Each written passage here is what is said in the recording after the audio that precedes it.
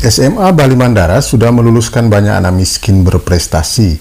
Mereka tersebar di berbagai lembaga pendidikan bergengsi, ada di luar negeri, ada di dalam negeri. Namun, belakangan SMA favorit khusus anak miskin di Bali ini dapat sorotan. Pemerintah Provinsi Bali menerbitkan kebijakan baru. SMA Bali Mandara tak lagi menjadi sekolah khusus untuk anak-anak hebat, tetapi berlatar ekonomi keluarganya yang sekarat.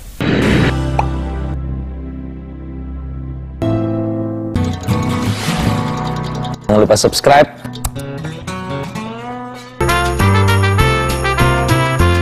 Ada yang cemas, peluang dan kesempatan anak si miskin di Bali makin kecil untuk bersekolah di lembaga unggul seperti SMA Bali Mandara. Mantan anggota KPU Pusat I Gusti Putuarte kencang menyorotinya di media sosial. Lewat akun Facebook, Putuarte mengkritik kebijakan tersebut. Seperti apa kritik dan harapan Putuarte? Sebelum menyaksikannya, kita tonton dulu apa hebatnya SMA Bali Mandara itu. Kita ikuti konten tayangan videonya seperti dipetik dari YouTube channel SMA Bali Mandara. Jangan lupa subscribe.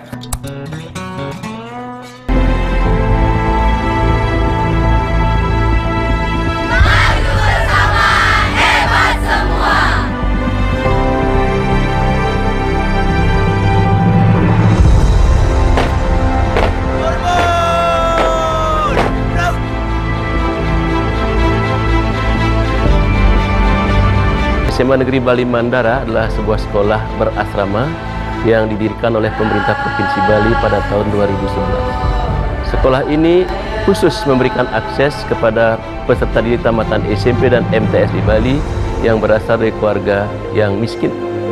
Seluruh pembiayaan pendidikan di SMA Negeri Bali Mandara, baik itu biaya personal, biaya investasi maupun biaya-biaya yang lainnya, dibiayai oleh pemerintah Provinsi Bali. Jadi mereka tidak bayar sepeser pun.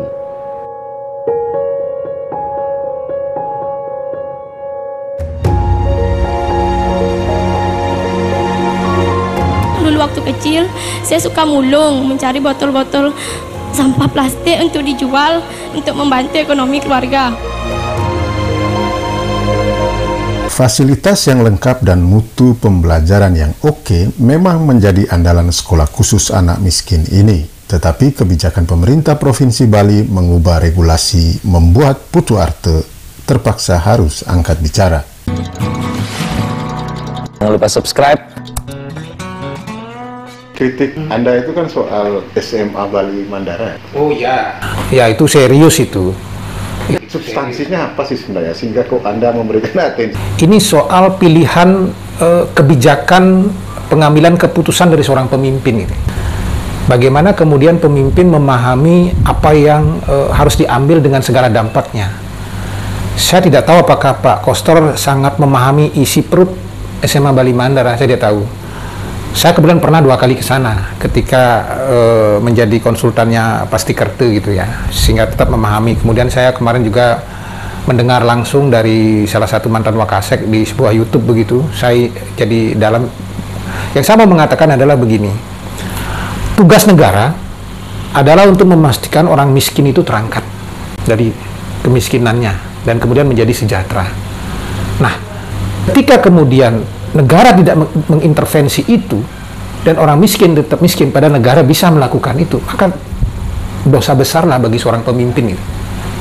Karena dia tahu bahwa itu ada persoalan, dia tahu dengan kewenangan yang dia punya, dengan sumber daya, sumber dana yang dia punya, dia bisa menyelamatkan orang, tapi dia tidak lakukan, maka salah besar. Saya ingat Sebenarnya apa sih yang terjadi dengan saya kemudian harus komparasikan. Nah, ini backgroundnya dulu. Saya harus komparasikan ketika saya hampir 3 bulan nempel dengan Ahok di Jakarta. Apa kata Ahok ketika jadi pemimpin di Jakarta? Dia katakan, tugas seorang pemimpin adalah memastikan bahwa rakyat itu perutnya kenyang, badannya sehat, dan pikirannya damai. Itu tugas seorang pemimpin. Nah, sekarang pertanyaannya ketika kita melihat anak-anak orang miskin ini yang masuk Bali Mandara ini, apa perutnya kenyang? Tidak. Dia miskin, tidak bisa makan. Apa dia bisa sekolah? Tidak, pendidikannya nggak bisa. Karena itulah negara harus hadir mengintervensi. Kalau bicara soal itu, kenapa saya sangat emosional? Saya mengalami langsung sebagai salah satu orang yang diselamatkan oleh negara. Bung tahu ketika zaman saya mahasiswa, saya tinggal di asrama mahasiswa 4 tahun, saya dapat beasiswa kemudian hampir 4 tahun juga. Kalau saya tidak dibantu oleh negara dengan tidak bayar uang kos tinggal di asrama mahasiswa, kemudian saya hanya bayar 10 kg saja beras di asrama sudah bisa makan, dan kemudian bisa bayar ini itu dengan uang beasiswa, dan saya kerja serabutan sedikit lalu dapat tambahan, saya tidak mungkin tamat, saya tidak mungkin seperti sekarang. Saya pasti pulang kampung jadi tukang batu, jadi pekerja kasar yang tidak terdidik karena saya tidak kuliah. Nah, karena negara hadir menyelamatkan orang miskin seperti saya, maka ketika ada pemimpin hari ini yang kemudian diberi amanah untuk menyelamatkan orang miskin, nggak bisa. Sekarang pertanyaannya ada, kepala dinas mengatakan, lu semua SMA di Bali menampung siswa miskin, betul. Semua sebelum zaman Pak Koster pun semua SMA di Bali juga ada jatah orang miskin. Coba lihat Pak Mangku pasti 5-10% orang miskin. Masyarakat luas ini kan tidak seluruhnya tahu tentang apa sebenarnya yang sedang terjadi dengan SMA Bali Mandara. Jadi SMA Bali Mandara ini adalah SMA yang dibangun di zaman pemerintahan Gubernur Mangku Pastike. Nah, di era kepemimpinan Pak Koster, itu apa sih yang terjadi dengan Yang terjadi, ini informasi dari dinas adalah sekolah ini akan disamakan pola pendidikannya, pengelolaannya dengan sekolah-sekolah reguler yang lain. Dia pakai sistem zonasi, tidak akan ada asrama, tidak akan ada beasiswa atau apapun. Jadi sama seperti sekolah lain. Memang ada jatah orang miskin, artinya orang pintar pun bisa masuk di sana, orang kaya pun bisa masuk di sana karena statusnya sama seperti SMA 1 Denpasar, SMA 2 Denpasar, karena dia lokasinya di Kubu Tambahan sama seperti SMA 1 Kubu Tambahan. Padahal misi awalnya dia dibangun justru untuk menyelamatkan generasi emas orang miskin ini. Dia miskin tapi punya kecerdasan, punya talenta untuk kemudian berkembang. Dan faktanya banyak kemudian yang kemudian alumninya sekarang sangat berhasil dan bisa terangkat dari kemiskinan. Sekarang kalau dia disamakan dengan sekolah-sekolah lain, di mana kelebihannya? Peluangnya menjadi Kecil. Gitu. Saya misalnya, tolong diberikan data oleh dinas, kalau kemudian menganggap bahwa dengan begitu aware pemerintah provinsi misalnya, berapa orang miskin di sekolah reguler yang kemudian bisa menetaskan diri dari kemiskinannya, keluar dari kemiskinan, berikan saya data. Ini selama 5 tahun ini kan banyak juga jalur miskin di sekolah-sekolah reguler. Berapa yang berhasil selamat? Sama seperti di SMA Bali Mandara? Enggak, karena tidak ada treatment khusus di situ. Terus apa yang diharapkan pada pemerintah provinsi? Yang saya heran adalah kenapa untuk hal sepenting ini seorang gubernur dan 55 anggota DPRD kok tidak peka mana persoalan yang sangat substansial, mana persoalan yang butuh sentuhan. Dan karena itu intervensi harus ada di situ, mana enggak. Ini yang saya kritik yang pertama, sensitivitas, kepekaan, kepedulian, empati dari mereka yang diberi amanah untuk mengelola uang negara. Itu yang membuat saya marah, jengkel itu. Karena saya pernah punya kekuasaan walaupun levelnya KPU gitu. Jadi sebaiknya ini dikembalikan ke platform yang lama. Kita lihat anggaran. Betul APBD sekarang defisit 1 triliun sehingga jadi 6,1 triliun. Tapi anggaran SMA Bali Mandara cuma 4 miliar. Enggak, 4 miliar itu tidak terlalu besar dibandingkan 6,1 triliun. Sekarang dibandingkan dengan seluruh anggaran yang ada sekarang 2 triliun lebih, kemudian ada APBD-nya akan disupport untuk kepentingan mega proyek pusat kesenian Bali di Kusambo misalnya. Atau kemudian bagaimana dana CSR itu dipakai untuk membangun 10 gedung MDA.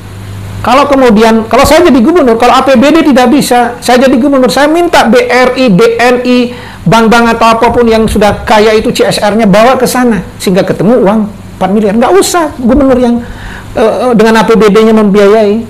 Kasih saja giliran. Siapa lagi orang kaya yang bisa membantu di sana, kasih giliran, sehingga 4 miliar. Tapi jangan diganggu ini.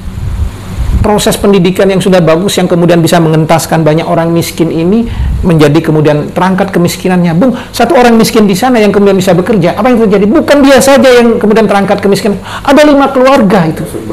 Efek berantai di bawah, keponakannya bisa dia bantu, ini dia bisa bantu. Di situ saya menjadi sangat emosional kalau bicara orang miskin itu. Saya tidak ada konsumsi politik untuk kepentingan ini. Jadi poin utamanya sebaiknya dikembalikan. Kembalikan, normalkan saja seperti itu, dan mari kita bersama-sama Pak Gubernur jujur dengan kita semua, berpikir, mengajak kita, ini nggak ada duit, ayo bareng-bareng. Kalau beliau memberi kepercayaan pada saya untuk cari duit ke CSR, kita akan lakukan.